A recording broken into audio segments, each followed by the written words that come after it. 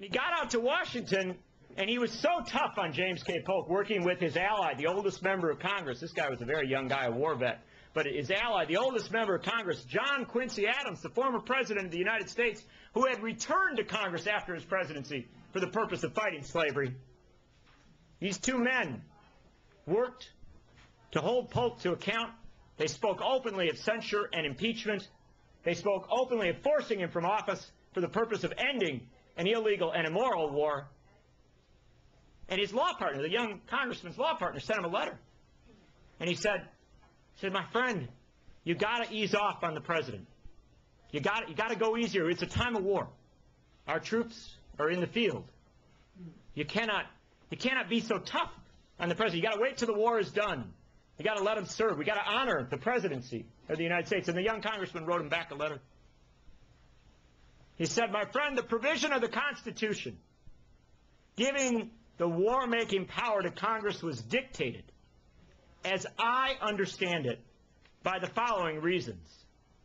Kings had always been involving and impoverishing their people in wars, pretending generally, if not always, that the good of the people was the object of the war.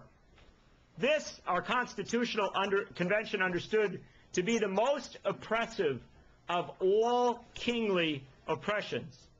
And they resolved to frame the Constitution that no one man should ever again hold the power of bringing this oppression upon the American people. Your suggestion that we cannot challenge a president in a time of war, that we cannot go so far as to say that he should be removed from office for leading this country into an unnecessary war, destroys the whole matter of the American experiment and places our presidents where kings have always stood.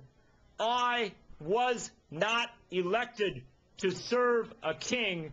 Sincerely, Abraham Lincoln.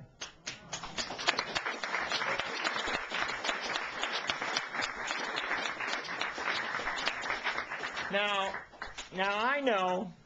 I know that there are a lot of people who will tell you that all of this is true. Everything this kid from Wisconsin is telling us is true. But, you know, it's late in the Bush presidency. He's almost done. So can't we just hold our breaths for 15 months and let this just go away? I mean, he's only got 15 more months. Why bother? Let's check out how is Britney Spears losing that extra weight? What is the status of O.J.'s criminal indictment? How's the presidential race going? You know, Florida going to vote in January, or what about that Iowa caucus? You know, can't we just pay attention to something, anything else but the fate of the republic? And you know, I understand this desire to say it's too late. You know, whenever I'm pulled over for drunk driving, I always say, officer, it's after bar time. We don't prosecute when it's this late at night.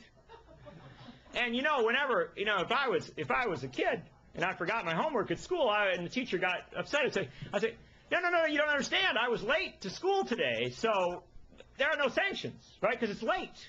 I'm late, so late's okay. Everything's all right. The rules don't apply when it gets too late. The republic doesn't stand if it's late. I'm going to tell you a little bit about time and time frames.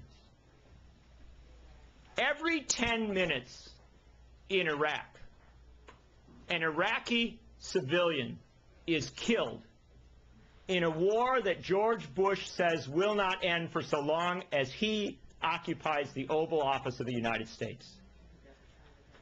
Every 10 hours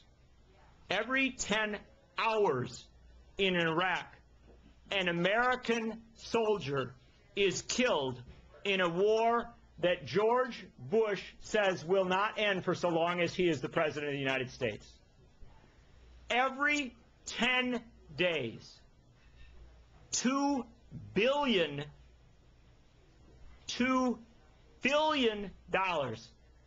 are removed from the U.S. Treasury and placed in the accounts of Halliburton and Blackwater and all of the other war profiteers that are getting rich off the misery of Iraq and America by a government that will continue to remove those amounts or more every 10 days for so long as George Bush is the President of the United States.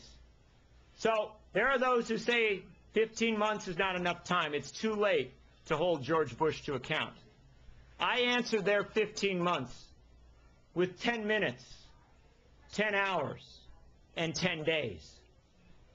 And I ask this question: is it too late for the Iraqi mother who will bury her child before this speech is done? Is it too late for the American mother who will bury her child before this night is done? Is it too late for the dead of New Orleans and for those who die each day without health care coverage in this country, for the children denied adequate food, housing, and education in this country each day? Is it too late? Is it too late? Is it too late to hold those who would lie and corrupt and, yes, destroy the promise of the American experiment to account? Is it too late to impeach George Bush? Is it too late to impeach Dick Cheney? Is it too late to restore the rule of law and to assert that James Madison and George Mason and Abraham Lincoln were right, that the revolution was about assuring that this republic would never have a king? I've come to South Florida to tell you this. In the words of Patrick Henry, another of the founders, I know not what you will do, but I know the decision that I have made. And the decision that I have made is this: until January 20th, 2009, it will not be too late for me to say that I do not have a right, I have a responsibility to seek the impeachment and the removal of George Bush and Dick Cheney from office, to seek the restoration of our republic, and to say once more that this is a nation under law, not a nation of cruel and crude men who would warp its promise and its future. I have a responsibility to stand before you and say that I will not let this moment pass without rising and speaking the truth of the genius of impeachment.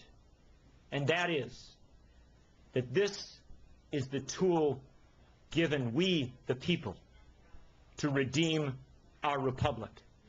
And a man who does not use the tool given him, a woman who does not use the tool given her to build, to grow, to redeem, to make possible, has surrendered their place not merely in the American experiment, but in the human experiment. Our humanity demands that we impeach the President and the Vice President of the United States. Thank you very much.